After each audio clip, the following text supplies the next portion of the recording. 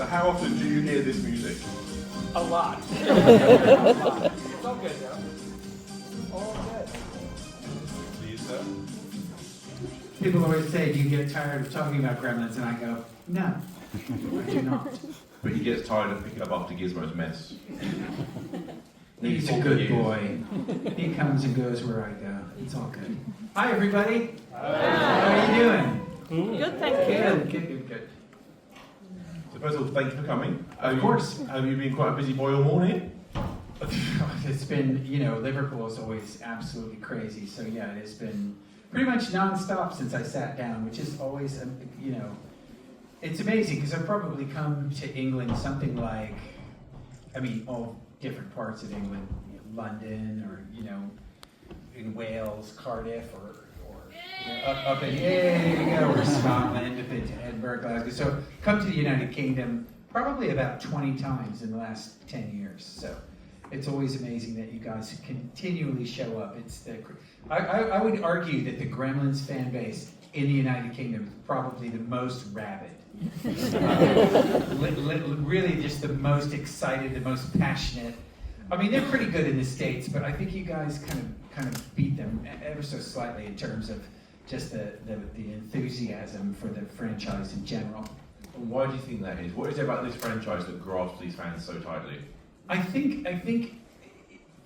really do think that the type of humor that's in the kind of dark, wry, slightly sick humor that's in the first one, and then the silly, goofy, slapsticky humor, but that's also clever.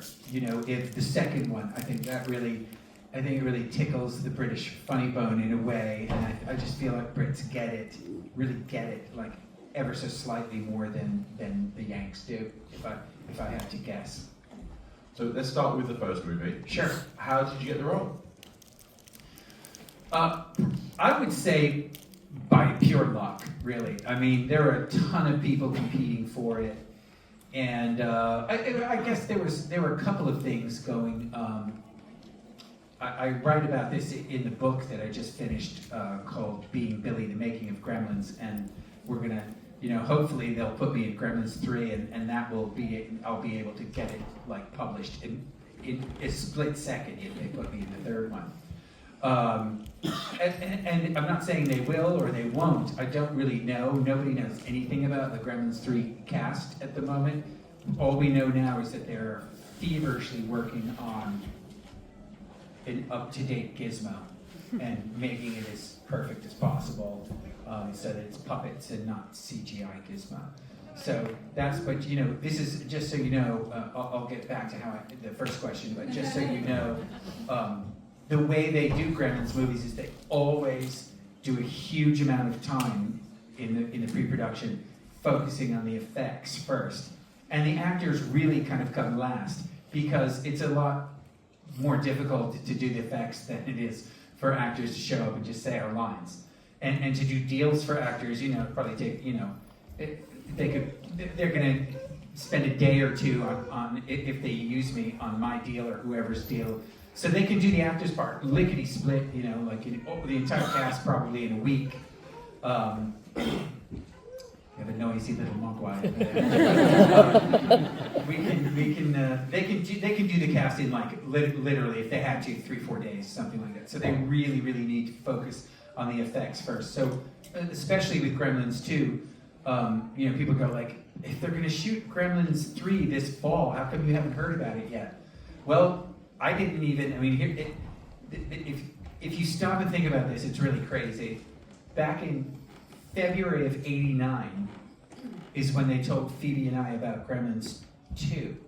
So that was like end of February. I can't remember the exact date, but it was like in the 20s, 22nd, 25th, something like that.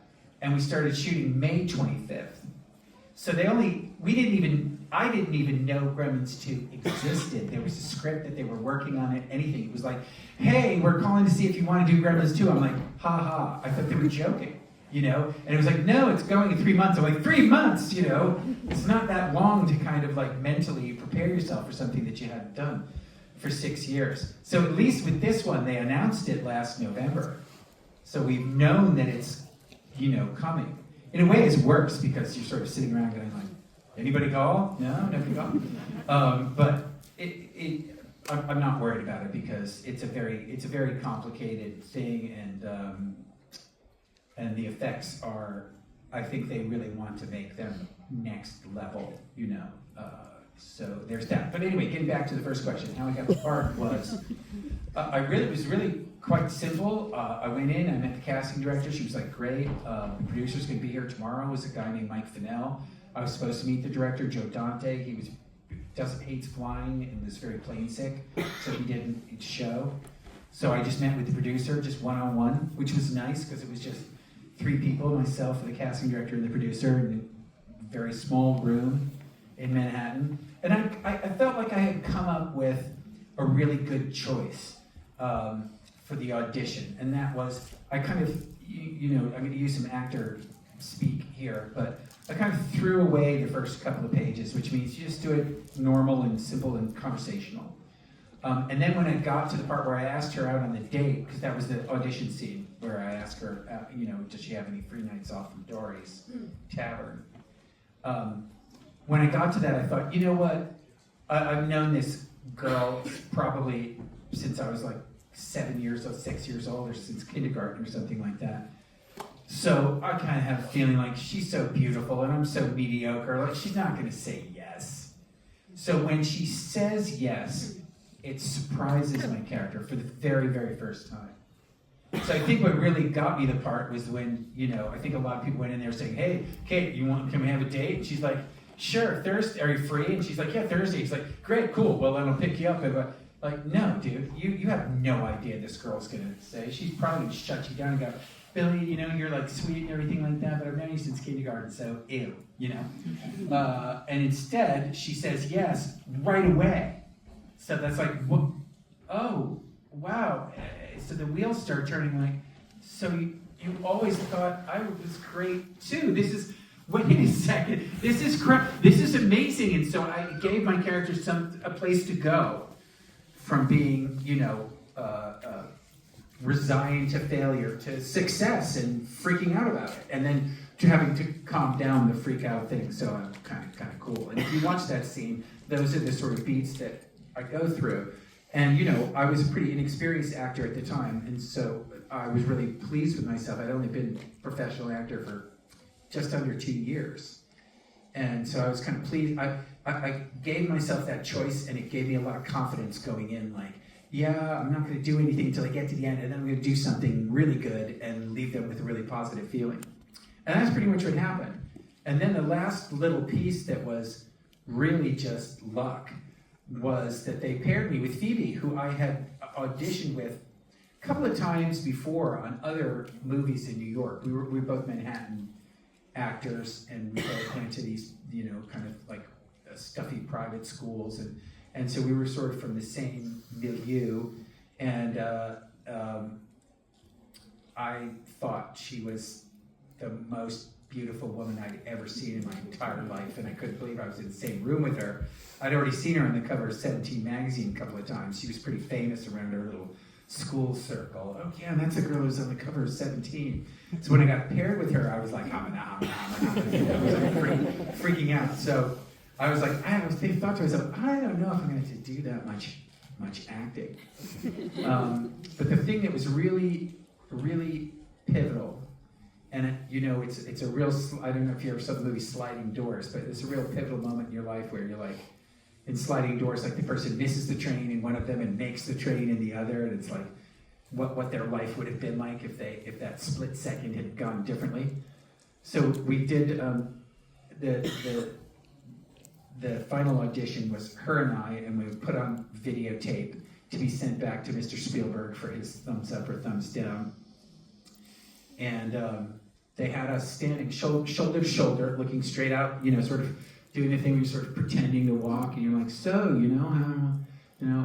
why don't you like Christmas, or whatever it was, and we're like talking to each other, and at the very end, Joe Dante just decided, I guess, he wanted to see what would happen once the scene was over. Like, would we improv, or would we keep going, or would we make up dialogue, or whatever. It was almost like sort of a quiz. So we got to the end, and I was like, well, that's great, I'll pick you up, and whatever. And she's like, good night, Billy. And I'm like, good night. And that was it. The scene was over. So I was expecting Joe Dante to go, cut, that was great, thank you, you know. And he didn't. It just left silence. So I'm kind of frozen. I don't know what to do. So I look at her and she looks at me and we both sort of like, oh shucks, kind of a giggle, you know, kind of thing like that. And then I was just so frozen, I didn't know what to do. So she was right here, her shoulder was right there. So I put my head on her shoulder and it was so goofy. I looked right into the camera, which you're not supposed to do. And I went, like sigh, like, look at me with the most beautiful woman in the world. And Joe Dante told me when we were sitting on the set, probably 2 weeks in, I was like, how did I get this part? Because I want to know like what I did, because I want to repeat it, you know, so I get more parts. And he goes, we were watching the tape, and we saw you put your head on Phoebe's shoulder, and Steven looked over to me and he goes, oh my God, look, turn that back and play it back. And they went, you know, rewound it. And he played it again. He goes, look at that. He's already in love with her. And then he got up. And they go, where are you going? And he goes, oh, I don't need to see anybody else on the tape. You just hire those two. And they're like, why? And they're like, well, it's because the dynamic is already there. I got to get some phone calls. And he left. And so whoever was after Phoebe and I on the tape, they may have been way better than us, but they never got seen. So it was just one of those things where some fluky thing that I did, you know, at the spur of the moment, was something that tickled Mr. Spielberg's fantasy, and the rest, as they say, is Gremlins history. When you got the part, you read the script. Well, that's an interesting thing. I got the part, and they wouldn't let me read the script. And I was like, what? But how can I sign on a movie when I don't even know what I'm going to do? What if I'm a horrible character that like kills all the gremlins and the audience hates me? You know, they're like, you know, sign and then read. I was like, well, it's a lead Spielberg movie from Warner Brothers. He just did this thing called E.T., so I guess it's kind of good. Maybe I should sign. So I signed, and then I got the script, and I was like, oh my God, this is so cool. Oh my God, I cut a gremlin's head off. Oh my God, I blow up a movie theater. Oh my God. And it's freaking out. But did you expect it to become as big as it did? Did it feel from the start it was going to be a big movie? Well, I did a couple of calculations in my head. I was 19, so I didn't really know that much about the business, but I did know math. And I knew that E.T. had made $1 billion globally at the box office in 1983, which is basically the equivalent of like $3.5 billion now, and was the biggest movie of all time, box office-wise. Maybe not quality-wise, but box office-wise, it was the most successful one. And it wasn't even a particularly large budget either, so it made a gigantic amount of money. So I thought to myself, if Gremlins, which is the first movie that Spielberg did under the Amblin banner, which is now, 30-something years, 36 years, 43 years. 43 years later, it's like one of the premier, production companies, really, in all of movies, right? Spielberg has this huge movie coming out, Disclosure Day. It's June 12th in the States. Is that the same date that it is here? Do you know? It's right around there, probably. Around that, not just on my head. It's the first movie, Gremlins, for Amblin Entertainment. I figured he wanted it to be, a good launching thing. So I thought, even if it made 1/10 of the money that E.T. did, that's $100 million. So I thought there was guaranteed shot that it would make $100 million. Now, when you read the book, you'll find out how wrong I was, because Gremlins had all sorts of problems when they finished it, and Warner Brothers hated the movie, thought it was terrible, thought it was going to bomb, and then they just had this one screening in Sacramento for an audience, and the audience went psychotic for it. Absolutely, like some of the highest scores ever in Warner Brothers history, like 92, 94, out of 100 or something like that. And literally Warner Brothers was like, fire up the merchandise. And really, they didn't. It was a kind of, according to Mike Fennell, who I spoke to for the book, because there are all sorts of things going on behind the scenes that we as actors, we have no idea about merchandising deals, you know what I mean? The only thing we knew was that we weren't going to get any of the money from the merchandise. But the merchandise machine kicked in right around March, like 3 months before it was going to come out. And by the time it came out, you had everything I'm signing today, the lunch boxes and the bubblegum cards and the mugs and everything like that. So yeah, it was. I thought it'd be very successful at the time. I am astonished at the longevity of the franchise. If you had told me 43 years ago that I would be 62 years old sitting in Liverpool talking about, a 43-year-old movie, 42-year-old movie, I would have told you were crazy, but I'm gobsmacked and, incredibly grateful and thrilled to be part of a successful franchise. So, tell us about a typical day on set. So, was it harder working with Gizmo or the Gremlins? On a practical level, not just because they're bastards. Well, I don't have that much interaction with the Gremlins in comparison to how much I have with Gizmo. And I've told this story so many times, but, maybe there's a few people in here that haven't heard it, but on the first one, it's not so much that they didn't know what they were doing. They did know what they were doing, but I would say they'd never done it. So they hadn't really thought out certain things. Like, for example, you'll notice a big difference in Gremlins 1 to Gremlins 2 is, in Gremlins 2, Gizmo is always in some kind of box, toolbox, file cabinet. That's just very smart on Rick Baker's part. He's like, we want you to carry Gizmo as little as possible where it's visible, because that's when I have to get all cabled up, with animatronic stuff taped to my body, which is what I had to do in the first one a lot in order for Gizmo really to work and be believable. So in Gremlins 2, right, I have him in the toolbox, I take him into the bathroom, I open up the toolbox, and he's there, right, and all I have to do is just drill a hole into the sink and have the cables going out the back, and I don't have to touch them. Same with the thing where I take him and I sneak him and I put him in the file cabinet, right? In the file cabinet, you just cut a hole in the bottom of the file cabinet shelf and the cables all come out and all of the animatronics people are over there, Whereas in the first one, I had holding Gizmo in my hands, I'm talking to him, and all the cables have to go down my arm and down my body, down my leg, taped to my body, past my nether regions, and with these cables, and every time they would use the joysticks, you gotta remember this is 1983, this is a good 15 years before the internet, so there's no computers or anything like that, there's none of that. They're doing the joysticks, and every time they do the joysticks, the cables, which have little spaces in between them as they go, they pinch your flesh and your hair. So the first day I'm kind of so Gizmo, how are you doing?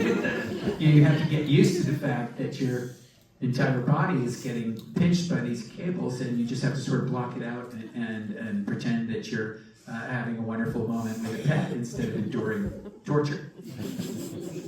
Does anyone have any questions about Gremlins? Of course you do. Of course you do. So, what was your reaction when you saw Gizmo for the very first time? Well, I thought he was adorable, and so the first time I saw him was really interesting because Mike Fennell's like, you want to go see the effects? And I'm 19, and I grew up reading Starlock, which is like a nerd, FX magazine, and Famous Monsters of Filmland, which is like a horror, these are all 70s stuff that I grew up with. And I was like, oh yeah, wow, absolutely awesome. Yeah, I want to go see the effects. So they had something called the Creature Shop. It was this they had their own building, because they were building something like 50 different gremlins and probably, 10 different mogwais, 5 different variations of Gizmo, including, and then there was the Master Gizmo, which was the most,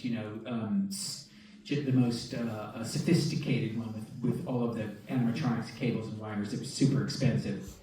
So we got there, and Chris Wallace, who designed Gizmo, was like, so we're going to give you a demonstration first, just show you how it works. So they showed me that all the people got assembled with their joysticks, and when you'd have people crouching down, and one person would be doing the arms, another person would be doing the eyes, another person would be doing the ears, and it was all split down into who various jurisdictions, I guess you could say, of who was doing what with Gizmo. And they had been practicing for months. They're all looking at the same monitor. And they've been practicing for months, coordinating their movements so that it looked believable. So I was like, that's crazy, that's amazing. They're like, okay, so now we're gonna have you hold him. And they brought him over and I was like, what? And so they said, so we've been practicing for months and we want you simply to do this. We want you to treat him like he's a real pet. So if you feel like you want to scratch his head because he's cute, just like you would if it was a real creature, scratch his head and we'll react. You know, if you see his nose is running and you want to clean his nose, get a little napkin, clean his nose, and we'll have him go a little, you know, thing like that. So whatever you want to do will just go off your actions. And I'm like, really? And I'm like, yeah. So I picked it up and, you know, it didn't have Howie talking, Howie Mandel, it didn't have his voice. You just had a lot of mechanical whirring and clicking sounds of all the gears and everything because he's part robotics. So I pick him up, you know, and he's looking up at me and he's going, and he's smiling, he's absolutely adorable. And so I start, you know, interacting with him and he's incredibly believable. It's exactly like a real pet. Once they got going, you know, it's probably like first, you know, awkward 20 seconds and then it got kind of smoother. And so I decided to do what they said. I said, oh, look how cute you are. You want scritchies? Let's do some scritchies. And I scratched the top of the head, you know, and then he's kind of like, you know, or whatever, but it's more like like that. And when I was done, you know, I probably only did it for like 2 or 3 minutes. I was like, that is absolutely amazing. And I walked out and I was like, okay, now we got a movie because, you know, if the gizmo is bad and clunky, the movie just doesn't work. But if the gizmo is good and you think it's a real creature and it becomes basically a boy and his dog movie, or in this instance, a boy and his dog, and then that other creature vying to replace the dog. You know, that's why you see stuff with Barney where he's kind of like slightly jealous about Gizmo. He like likes him and licks his ear, but it's kind of half-hearted because he's like, I've been replaced by this thing that's cuter than me. So yeah, so that's basically the first time I met Gizmo, and it was crazy. It was very hard to describe to people who haven't been, you know, which is basically everybody, who haven't been able to. And then the more you work with Gizmo, the more it seems like a real creature, and the more, whether you want to or not, you start actually developing real emotions for this thing because you feel like you're having hours and hours of actual interaction. Yeah, you intellectually, you know, yeah, it's a puppet. When everyone goes to lunch, the puppet sits there and doesn't do anything. So you know it's not real. But that intellectually is different from emotionally. Emotionally, you're having these things and the thing is being cute to you and the thing is looking at you and going, bye, Billy. You know, especially we took 4 or 5 takes of that, you know, and it's breaking your heart. It's fake, but it's real, but it's fake. So it's confusing. But your brain is getting all the signals of a real thing. So you develop all the real emotions of a real thing, even though your intellectual part of your brain knows that it's not real. Does that make sense? Did they tell you what he would sound like, or any idea if he was going to be speaking, or if it was going to be gurgling noises, or anything like that? No, but you had a sense, just looking at him, I mean, you knew he wasn't going to be like, burn it, you know, he was going to be like that. You knew he was going to be something cute and squeaky, because he's small and cute and squeaky, so you had I thought he was going to sound, you know, probably like a gerbil or a, you know, guinea pig or something like that. I mean, he kind of does in a way. I mean, he's squeaky, you know, cute little pet. So I was just so blown away. I mean, you know, as I write in the book, and some people have said, you shouldn't say this in the book, you should act like you're cool. I was not cool. You know, I was nervous. I was young. This was my second movie, maybe my 3rd or 4th professional credit. And I was, you know, I felt like I cut the line, so to speak, to get this big lead in this movie. And so part of me was like, you're going to kick ass, it's going to be great. And a big part of me was like, you're not going to be able to do this and you're going to get fired. So the first week to 10 days that I was shooting, every day I was going in like with it, just a sick feeling in the pit of my stomach, trying to enjoy it, but going, there's no way. There's no way I got this. There's no way this can happen. Like, it's just too good to be true. And when they say if something seems to be too good to be true, it usually is. So I was like, I'm not, there's no way I'm going to be able to pull this off. all these experienced actors and stuff like that. They just run circles around me. And then the first day shooting with Dick Miller, he ran circles around me, and I was like, oh shit, I mean, it's just like, you're kind of freaking out a little bit. So it took me a while to really gain my sense of confidence, And it also didn't make it any better is that literally my trailer was across the street. So I was like stage 18, and over there is like stage 19. And stage 19, they're shooting a movie with a movie called Swing Shift with Kurt Russell and Goldie Hawn. So I'm like sitting on, it gets hot in the valley, so I open my trailer door, and I'm sitting there, and I'm watching, and Kurt comes out of his trailer, and Goldie Hawn, they'd never met, So they come out, and I see them talking like that, and then they're like, oh, and I see them go to lunch together, and I go, oh, that's interesting. Yeah, well, they're doing a movie together, of course. And then like a week later, I'm looking out my window, and I see them, and they're going to lunch together now. Now they're holding hands. And I'm like, hey, wait a second, that's pretty cool. But I'm still seeing Goldie Hawn, who I grew up with when I was 5 years old. I'm laughing, or Private Benjamin. It was like a formative movie for me when I was 16. And it's like, I'm sitting here, and there's Goldie Hawn. It's like, what am I doing here? This is total imposter syndrome. So I really get over that, and I think Phoebe helped me a lot with that. And I think Joe and the producer, Mike Fennell, helped me a lot too. Mike Fennell one time after about like the 1 week mark came up to me and goes, oh, by the way, I don't know if I mentioned this, but we're watching the dailies with you and Phoebe, and you guys just look great, and it's just coming along great. And I was like, my God, I think I went back in my trailer and almost started crying with relief, because you're waiting for the bottom to fall out. At least I was. And as we can see, it didn't. So we're happy that happened. I can only speak for myself. What's your favourite scene out of the 2 movies that you did, would you say? Let's see, other than kissing Phoebe? Yeah, I can't think of anything else. No, I got that a question asked a lot, so that's my joke. Stock joke answer. But, yeah, it's funny, I hadn't thought of this in a long time, but in Gremlins 2, and I don't remember the reason why, but they called me back to do reshoots in like several months after we finished, literally for just a shot of me kissing Phoebe before I went off to work. And I can't remember what the reason was, but I was like, flying me to LA so I could kiss Phoebe Cates? Hell yeah, dude!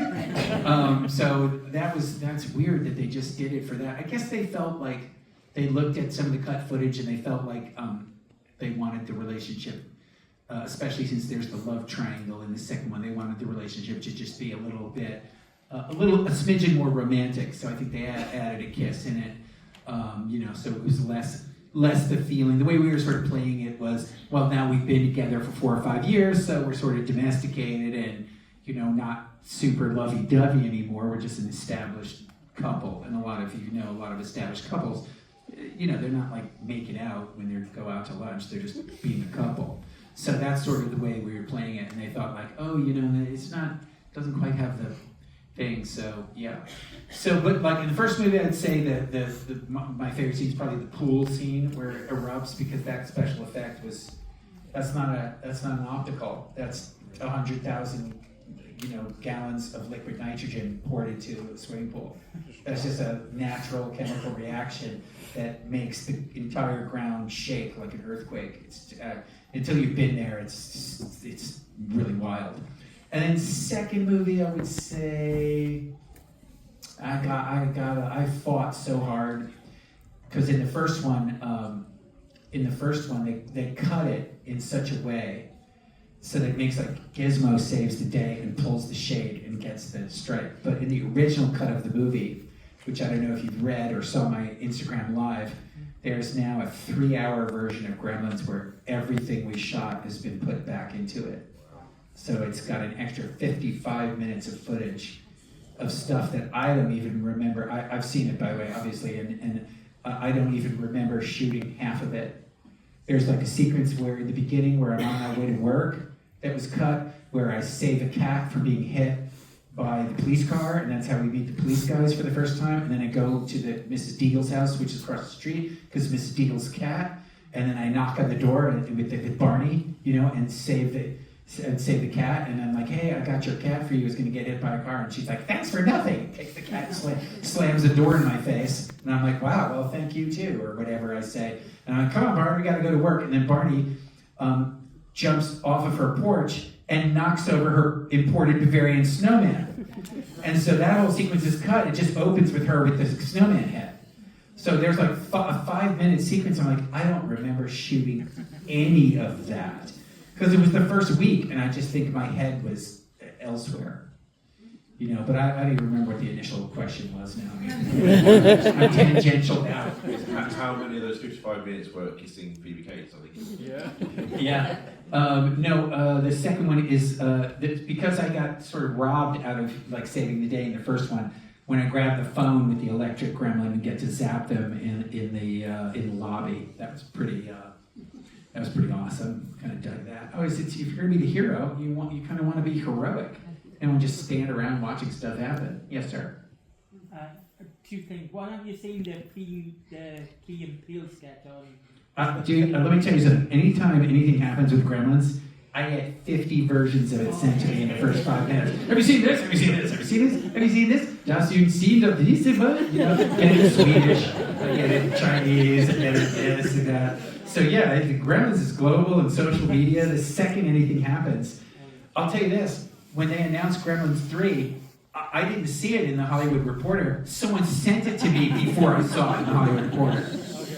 So that's what's crazy. It's like nothing can happen in Gremlins world without me hearing about it literally within probably the hour that it breaks, which is amazing. What's the second question? Sorry. And on Gremlins 2, the cast grew with Christopher Lee and Hulk Hogan at his height. How exciting was that to have them on set and stuff? Well, I wasn't there for the Hulk Hogan sequence. That was like a separate, weird sequence that they shot. They didn't tell me about the film breaking sequence until the premiere. So when the film broke, I went like this. Oh my gosh, I can't believe it. So they fooled me with the film break sequence, and then they started. I was like, oh, Joe, you funny guy. But Christopher Lee, obviously, I worked with a ton, and he was, I've said this many times before, if you had to pick a representative for the United Kingdom that makes you guys look good, Christopher Lee would be it. He's tall, dapper, sophisticated, World War II hero, 6'5", immaculately dressed.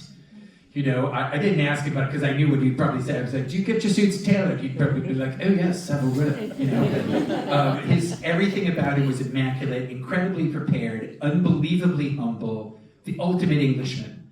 He is English, isn't he? I'm pretty sure he's English. The ultimate English, sophisticated English gentleman. And I worshipped him when I was a kid, and it was an incredible opportunity to work with him. And he's, like I said, he's literally, you can't get a better representative of England or the UK than the late Sir Christopher. What an incredible man. I loved every second I spent with him. And the best thing about it was he was very funny. He's very funny in the movie, had a great sense of humor, loved to play, was willing to do anything, was so grateful to Joe Dante, told him, I heard him say, I'm so grateful you gave me this part, playing Dr. Catheter, which of course, ridiculous name. And he goes, it's just so much fun. He goes, I've always done horror and serious stuff and playing the villain. And he goes, just to come and play and have a laugh is like such a joy. And even the best actors, have their ups and their downs and their hills and their valleys in their career where they're like not doing well and then doing well again and then not doing, and then making a comeback. Whether it's Travolta or Tom Hanks or whatever, everyone has their sort of dips. So he was kind of in one of his dips. He hadn't done Lord of the Rings or Star Wars or any of that. That was all 10 years away. So he was, I think, just grateful to be doing the studio movie, for a good franchise. And we, my goodness, we had so much fun. It's not me. Is that you? Me. Night Rider is calling. With that, sadly, we do have to wrap up. Oh no, it's got stars here. So, everyone can come in. We're going to have a big group selfie.